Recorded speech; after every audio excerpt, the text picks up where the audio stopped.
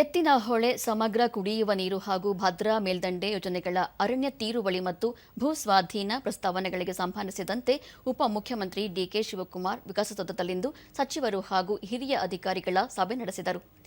ಈ ವೇಳೆ ಅರಣ್ಯ ಸಚಿವ ಈಶ್ವರ್ ಖಂಡ್ರೆ, ಕಂದಾಯ ಸಚಿವ ಕೃಷ್ಣ ಬೈರೇಗೌಡ, ದೆಹಲಿಯಲ್ಲಿ ಕರ್ನಾಟಕದ ವಿಶೇಷ ಪ್ರತಿನಿಧಿ ಟಿಬಿ ಜಯಚಂದ್ರ, ಜಲಸಂಪನ್ಮೂಲ ಇಲಾಖೆ ಅಪರ ಮುಖ್ಯ ಕಾರ್ಯದರ್ಶಿ ಗೌರವ್ ಗುಪ್ತಾ ಮತ್ತಿತರ ಹಿರಿಯ ಅಧಿಕಾರಿಗಳು ಉಪಸ್ಥಿತರಿದ್ದರು.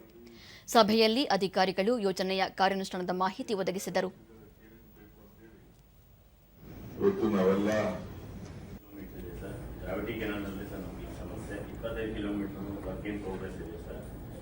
ಕಿಲೋಮೀಟರ್ ಇನ್ನು ಅನ್ಟ್ಯಾಕಲ್ಡ್ ಇದೆ ಸರ್, ಅಲ್ಲಿ ಸಮಸ್ಯೆ ಇದೆ ಸರ್. ಒಂದು ದೊಡ್ಡ ಮಹತ್ವಾಕಾಂಕ್ಷಿ ಯೋಜನೆ ಡಿಕೆ ಶಿವಕುಮಾರ್, ಈ ಎರಡೂ ಯೋಜನೆಗಳು ಸರ್ಕಾರದ ಮಹತ್ವಾಕಾಂಕ್ಷೆಯಾಗಿದ್ದು ಆದಷ್ಟು ಶೀಘ್ರವೇ ಪೂರ್ಣಗೊಳಿಸಬೇಕಿದೆ. ಮುಂದಿನ ತಿಂಗಳೊಳಗಾಗಿ ಎತ್ತಿನಹೊಳೆಯ ಮೊದಲ ಹಂತದ 45 ಕಿಲೋಮೀಟರ್ಗೆ ನೀರು ಹರಿಸಲು ಕ್ರಮ ಕೈಗೊಳ್ಳಲಾಗಿದೆ.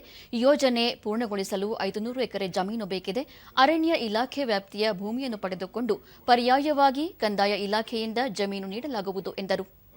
ಮಳೆಗಾಲದಲ್ಲಿ 3 ತಿಂಗಳಿಗೆ ಮಾತ್ರ ಎತ್ತಿನಹೊಳೆಯ ನೀರು ಹರಿವು ಇರಲಿದೆ.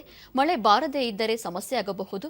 ಅದಕ್ಕಾಗಿ ಸಮುದ್ರಕ್ಕೆ ಹರಿದು ಹೋಗುವ ನೀರನ್ನು ಗುರುತಿಸಿ ಎತ್ತಿನಹೊಳೆಗೆ ಮತ್ತಷ್ಟು ನೀರು ಸೇರಿಸುವ ಉದ್ದೇಶದಿಂದ ಉನ್ನತ ಮಟ್ಟದ ತಂತ್ರಜ್ಞಾನ ಸಮಿತಿಯನ್ನು ರಚಿಸುವುದಾಗಿ ತಿಳಿಸಿದರು. ಅರಣ್ಯ ಸಚಿವರು, ನಮ್ಮೆಲ್ಲ ಹಿರಿಯ ಅಧಿಕಾರಿಗಳು, ರೆವಿನ್ಯೂ, ಫಾರೆಸ್ಟ್, ಇರಿಗೇಷನ್ ಸಂಬಂಧಪಟ್ಟಂತ ಬೇರೆ ಅಲ್ಲಿ ಡೆಪ್ಟಿ ಕಮಿಷನರ್ಸ್ ಎಲ್ಲ ಕೂಡ ಕೂತ್ಕೊಂಡು ಚರ್ಚೆ ಮಾಡಿದ್ದೇವೆ.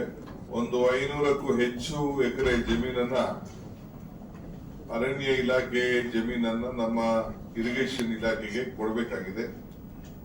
ಅದನ್ನೆಲ್ಲ ಪಾಯಿಂಟ್ ಔಟ್ ಮಾಡಿ ನಮ್ಮ ಫಾರೆಸ್ಟ್ ಡಿಪಾರ್ಟ್ಮೆಂಟ್ಗೆ ಆಲ್ಟರ್ನೇಟಿವ್ ಲ್ಯಾಂಡ್ ಕೂಡ ಕೊಡಬೇಕಾಗಿದೆ. ಈ ದೃಷ್ಟಿಯಿಂದ ನಾವು ಸಭೆಯನ್ನ ಕರೆದಿದ್ದೇವೆ.